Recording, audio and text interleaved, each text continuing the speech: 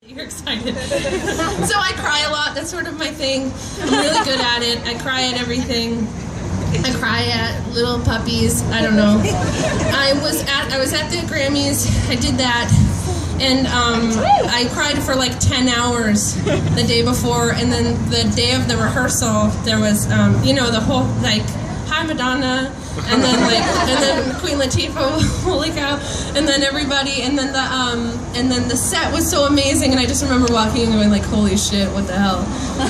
But I was really trying to keep it together during the dress rehearsal, because that's really important, because they're doing camera blocking, and then I love seeing all the cutouts of all the famous people, because I know that I'm going to be looking at you, JT. You're going to be jealous.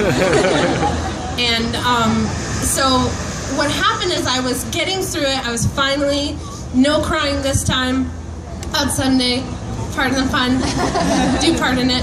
And then they brought the couples in, and then I was like, I'm so screwed right now.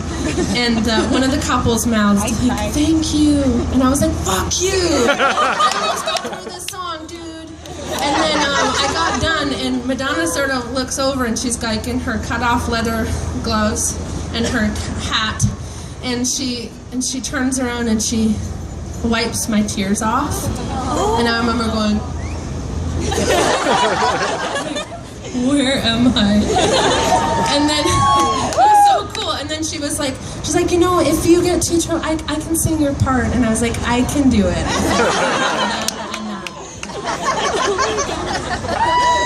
So it was a really incredible experience, and I was really glad that I got to do that. So also part of what I do is spoken word, and I'm going to do some poetry for you. And, also, you guys look so beautiful, and you're in the sunshine, and I'm not.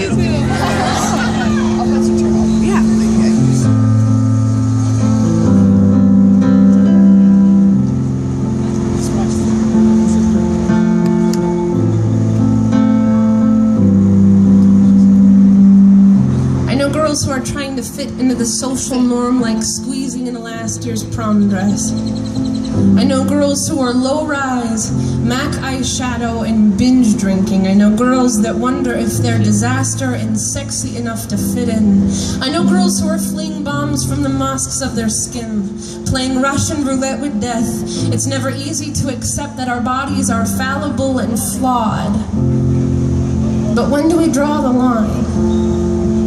When the knife hits the skin, isn't it the same thing as purging, because we're so obsessed with death? Some women just have more guts than others. The funny thing is, women like us don't shoot. We swallow pills. Still wanting to be beautiful at the morgue. Still proceeding to put on makeup. Still hoping that the mortician finds us fuckable and attractive. We might as well be buried with our shoes and handbags and scarves. Girls, we flirt with death every time we enter a tally mark into our skin. I know how to split my wrist to reveal a battlefield too, but the time has come for us to reclaim our bodies. Our bodies deserve more than to be war-torn and collateral, offering this fuckdom as a pathetic means to say, I only know how to exist when I am wanted. Girls like us are hardly ever wanted, you know. We're used up and sad and drunk and perpetually waiting by the phone for someone to pick up and tell us that we did good. We did good.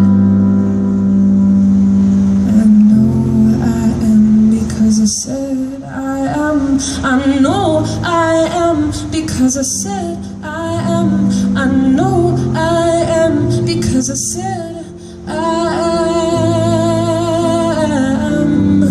My body is home. My body is home. Well, try this.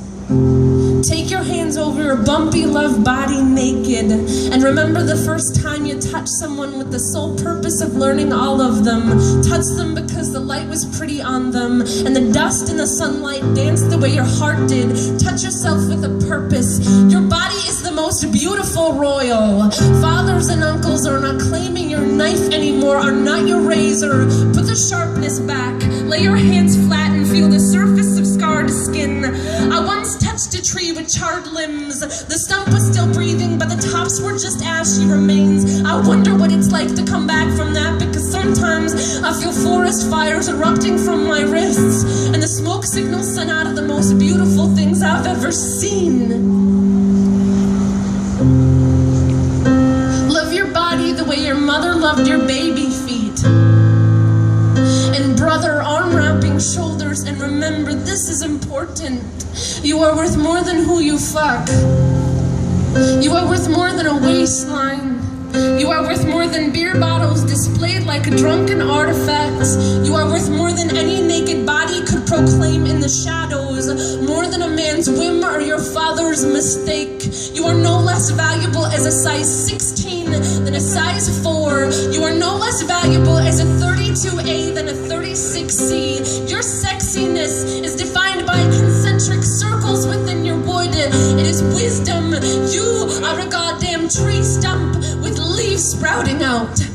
Reborn.